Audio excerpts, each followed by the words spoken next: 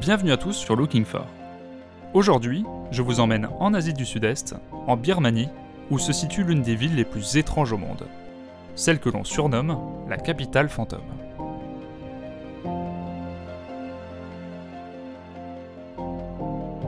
Perdue au milieu de nulle part, une immense cité flambant neuve se dégage de la jungle birmane. Naypyidaw, littéralement la demeure du roi, est 6 fois plus étendue que la ville de New York. Une ville en dehors du temps, où tout paraît démesuré, presque irréel, comme ces immenses autoroutes à 20 voies qui s'étendent à perte de vue et où il n'y a absolument personne, ou presque. On raconte d'ailleurs que ces immenses voies de circulation serviraient en réalité à faire atterrir des avions militaires en cas de guerre. Une véritable ville fantôme qui officiellement est estimée à 1 million d'habitants, mais alors où sont-ils ?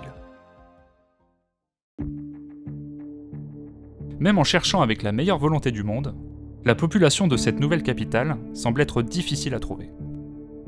Partout, les rues sont vides, les nombreux hôtels de luxe désertés. Une atmosphère et un décor dignes des meilleures fictions post-apocalyptiques. Les rares personnes que l'on puisse croiser se révèlent être les balayeurs et les jardiniers chargés de l'entretien, ou au mieux quelques rares touristes. Curiosité pour les locaux, expérience insolite pour les autres. Qui n'est d'ailleurs possible que depuis 2011. Avant, les visiteurs étrangers n'avaient pas accès à Naypyidaw.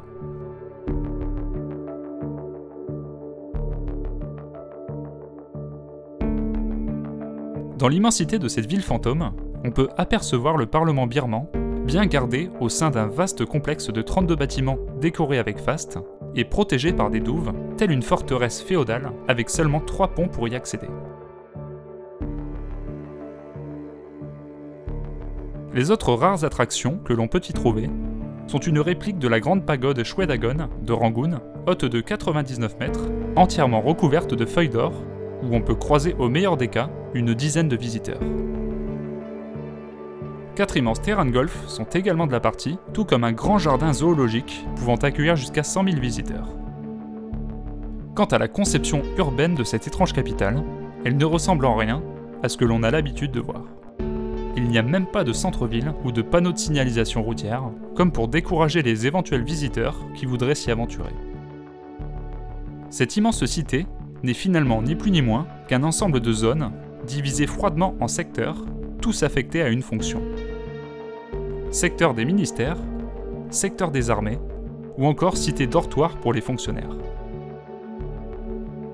Étrange et singulière, l'histoire de Naypyidaw commence le 6 novembre 2005 à 6h37. C'est la date et l'heure précise, choisie par les astrologues du général Tanchwe, à laquelle tous les fonctionnaires devaient quitter Rangoon pour aller s'installer à 320 km au nord dans cette nouvelle capitale, qui n'était alors même pas encore prête. La plupart ont d'ailleurs été prévenus la veille au soir, sans vraiment avoir le choix, puisque c'était soit Naypyidaw, soit la prison. Concernant la construction de la ville, il est impossible de savoir quand les travaux ont débuté, car Naypyidaw a été construite dans le plus grand secret.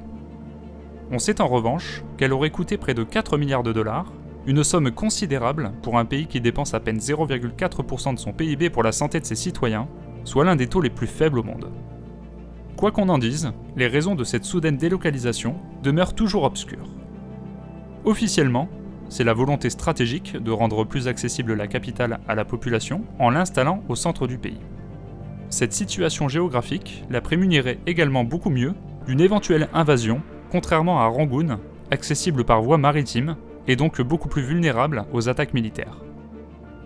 Officieusement, plusieurs raisons sont invoquées. Une crise mégalo du chef de la junte militaire Tanchwe, des prévisions et calculs de son astrologue qui lui aurait prédit sa chute s'il ne changeait pas de capitale, ou le souhait de s'extraire d'éventuels mouvements de contestation populaire, toujours possibles à Rangoon, comme ce qui s'est déroulé dernièrement avec le coup d'état militaire et les manifestations qui ont suivi en février 2021. En tout cas, nul ne le sait vraiment. Et pour finir sur une note encore plus obscure et insolite, sachez qu'une autre rumeur circule sur cette étrange ville fantôme. Selon Guy Lebecht, chercheur CNRS en géographie et spécialiste de la Birmanie, il existerait une véritable ville dans la ville. Une sorte de zone militaire top secrète, avec des centaines de tunnels et entrepôts souterrains réalisés avec l'aide d'ingénieurs nord-coréens et où serait stocké du matériel d'infanterie, voire même des missiles. Fantasme ou réalité, la question reste ouverte. Et voilà, c'est la fin de cette vidéo, j'espère qu'elle vous aura plu. Si c'est le cas, n'oubliez pas de liker et de vous abonner à la chaîne. En tout cas, j'ai beaucoup aimé traiter ce sujet, alors dites-moi dans les commentaires si ce genre de format un peu hors série vous plaît, et si vous voulez éventuellement que j'en fasse davantage. Sur ce, je vous dis à très vite sur Looking For, mais aussi sur Discord, et depuis peu sur Instagram. Je vous laisse le lien en description. Allez, ciao!